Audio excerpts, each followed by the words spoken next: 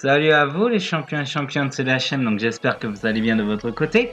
On se retrouve pour la vidéo avis de Backlash 2020. Donc la vidéo sortira un peu plus tard que d'habitude parce que hier j'ai pas eu le temps du tout de regarder ni le pay-per-view ni de le finir. Bah j'ai regardé mais j'ai pas eu le temps de le finir.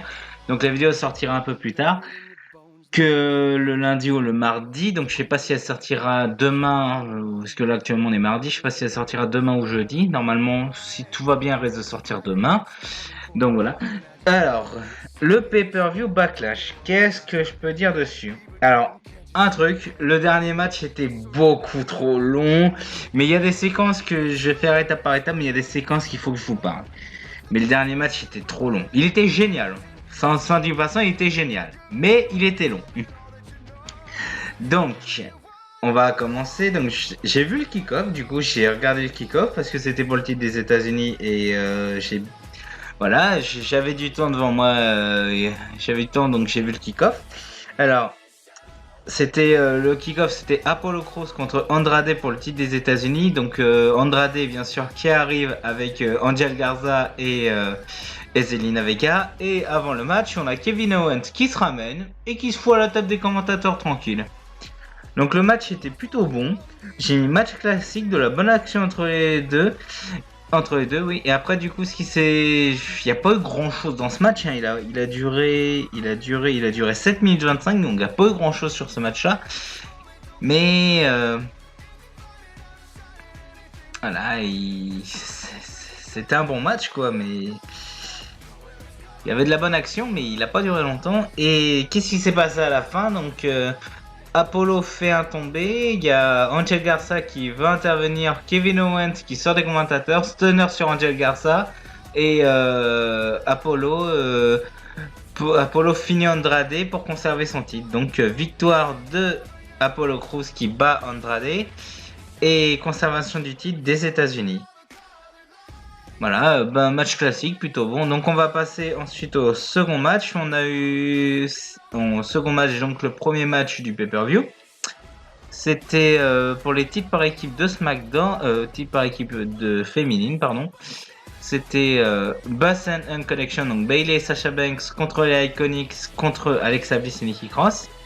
Le match a duré 8 minutes 50, donc pour un opener c'était bien. Au bout de quelques minutes, on a eu une bagarre générale. On a eu un faux tag entre Sasha et Bayley. Bah, un faux tag, c'est-à-dire que le tag a été fait, mais l'arbitre l'a pas vu.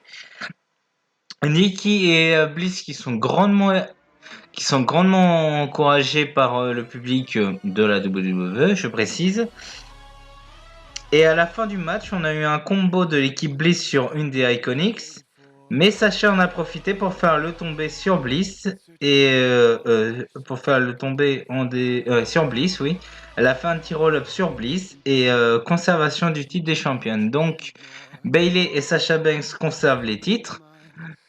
Je sais pas où est-ce que ça va m'amener cette histoire. Donc on aurait un match pour les titres à NXT apparemment. Donc c'est peut-être là qu'elles vont les perdre. Et est-ce qu'elles vont commencer la rivalité Sasha Bayley pour comment faire à Extreme Rules ou la finir à SummerSlam? Ça serait pas mal, Donc le prochain match c'était Sheamus contre Jeff Hardy dans un match simple. Le match a duré quasiment 17 minutes, donc c'était franchement un bon match. J'ai mis grosse domination de Sheamus. On a une petite reprise de Jeff Hardy qui est encouragée. Après Sheamus qui est revenu bien dominant.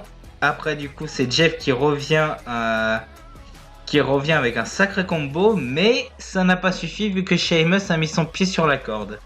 Donc Sheamus se la joue face. Il pose le pied sur la corde, il se dégage pas, donc je trouve ça plutôt bien. Franchement, je trouve ça plutôt bien. Et à la fin du match, on a eu un Brogue Kick à l'extérieur et un Brogue Kick à l'intérieur. Victoire de Sheamus, donc mon pronostic était bon. Victoire de Sheamus. Et du coup, bah, ça me fait pour l'instant 2 sur 8. 2 sur 8 parce que je me suis trompé sur les types par équipe féminine. Ensuite, le prochain match C'était Nia Jax contre Asuka pour le titre de Raw. Le match a duré 8 minutes 25, donc il a pas duré très longtemps. Alors, ce que j'ai bien aimé dans ce match, c'est que Asuka a tenté beaucoup de prises de soumission, mais Nia, elle a dominé quasiment tout le match, hein. Asuka qui était appréciée du public, on a eu une bagarre à l'extérieur à la fin du match, et les deux se sont battus jusqu'au compte de 10. Donc conservation du titre de la japonaise, mais ça s'est fini en double décompte à l'extérieur. Donc pas de vainqueur, no contest. Le prochain match, c'était pour le titre universel. On a eu un match handicap à 2 contre 1. C'était The Miz et John Morrison contre Braun Strowman. Le match a duré 7 minutes 20. Alors, juste avant que je parle du match, on va parler d'un truc. La musique utilisée par Miz et Morrison. Mais qu'est-ce qu'elle est drôle, cette musique. Elle est bien. Honnêtement, cette musique était franchement très drôle. Elle était très bien. Alors, ce qui s'est passé durant le match, parce que Morrison est impressionnant. On a eu Strowman qui arrivait à dominer au début du match, mais il s'est fait vite un petit peu avoir. Et on ne sait pas ce qui s'est passé à la fin. Donc on a eu une domination des challengers. On a eu un sacré combo. Morrison fait le tomber et The Miz qui dégage Morrison du tombé. Donc qu'est-ce que ça signifie? Est-ce que The Miz et John Morrison vont être en rivalité? Je me le demande. Mais là, on sait pas ce qui s'est passé. The Miz après, il a totalement regretté son geste d'avoir enlevé Morrison du tombé. Est-ce qu'ils seront devenus co-champions? Est-ce que c'était Morrison qui allait devenir champion parce que The Miz a déjà eu le titre? Bah pas universel mais WWE. Et du coup après à la fin ils se sont fait enchaîner par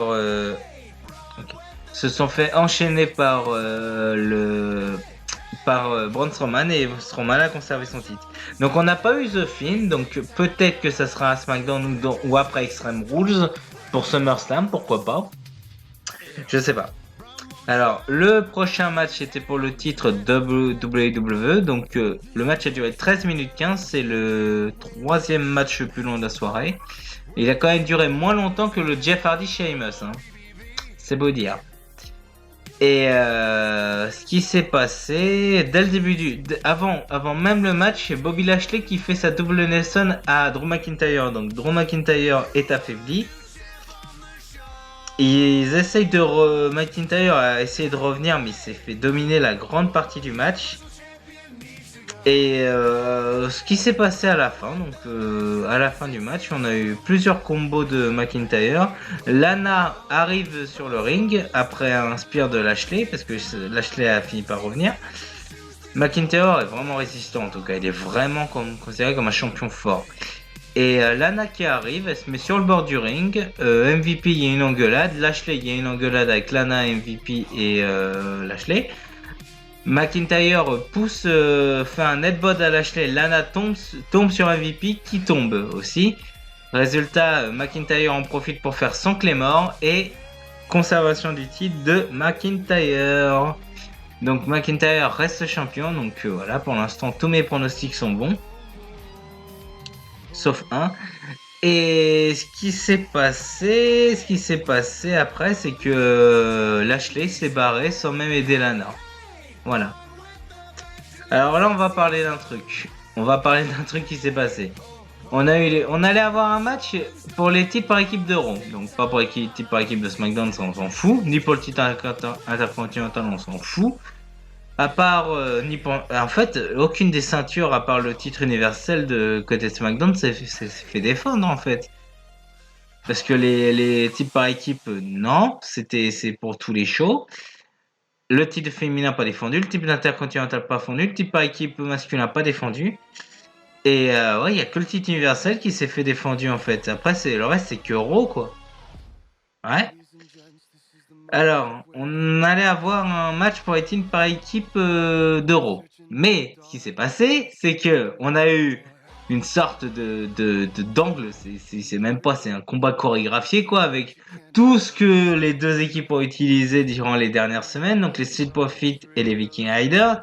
Et à un moment, ce qui s'est passé, ils sont dans le parking, ils se font encercler par des ninjas, d'accord? Mais ils se font encercler par des ninjas et par des motards. En tant que leader, il y a Akira Tozawa. Donc on n'a pas compris, donc il y a une sorte d'alliance entre les Street Profits et les Viking Riders, donc ça s'appelle les Street Riders ou les Viking Profits, je crois que ça, les Viking Profits, non à chier. Pourquoi mettre en équipe deux équipes qui sont en rivalité? Ça n'a aucun sens. Et du coup, à la fin, après que les ninja motards se sont fait tabasser, on a eu un grand ninja, on sait pas du tout qui c'est le mec. Et ils se sont barrés. Voilà. Je vois pas l'intérêt de ce truc, mais bon. C'était plutôt drôle à voir, on va dire. Et le prochain match, le dernier, le main event. Edge contre Randy Orton en match simple. Le match a duré 44 minutes. Beaucoup trop loin à mon goût, mais le match était cool. Je vais vous dire quelques détails du match, parce que j'étais concentré sur le match, j'ai pas pris de notes, mais je viens juste de le regarder. Alors, Orton déjà qui est chaud. C'était un match old school parce qu'on avait vraiment la tenue old school de l'arbitre, tout ça. En plus, on a eu la présentation avec le micro en l'air, c'était la voix de l'ancien, je sais plus, l'ancien annonceur, mais je sais plus son nom. Faudrait que je le mette, mais je n'arrive pas à me rappeler de son nom. Donc voilà, c'était l'ancien annonceur. On a eu Orton qui s'est ouvert le front durant le match. Voilà, Edge l'a réussi à l'ouvrir. Et au niveau prise, on a eu tout. On a eu RKO, on a eu Spear, on a eu un Rock Bottom, on a eu Superplex, DDT de la deuxième corde. On a quasiment tout eu. Franchement, on a eu tout eu. Et à la fin du match, parce que je vais pas tout détailler, mais il faut que vous regardiez le match parce que le match était excellent. À la fin du match, ce qui s'est passé, RKO d'Orton, Edge se dégage et on a le retour du vrai Orton, le démon Orton, celui de 2008 avec la Legacy, le Punk Kit. Le Punk Kit qui n'a pas été utilisé depuis le Big Show, je crois, à Extreme Rules, ça doit faire 5 ans, si je me trompe pas, ou peut-être que je me trompe. Punk Kit, ouais, il y a eu le Big Show, après j'ai pas de souvenir qu'il l'ait utilisé. Non, après, j'ai pas de souvenir qu'il l'ait utilisé. Donc, peut-être que c'est à ce moment-là. Peut-être qu'il l'a utilisé autre part, je sais plus. Mais le fameux Punk Kit qui est de retour. Et Orton a réussi à battre Edge comme ça. Et petite news. Durant le match, Edge s'est blessé au triceps. Donc voilà. Donc on a eu on a eu les officiers hospitalier qui voulait aider Edge à la fin du match, mais il a refusé. Mais c'est confirmé, Edge est blessé au triceps actuellement. Voilà, c'est la fin de cette vidéo avis. Donc j'espère que cette vidéo vous aura plu. Dites-moi si vous voulez d'autres détails dans les commentaires. Je vous dirai ça dans les commentaires.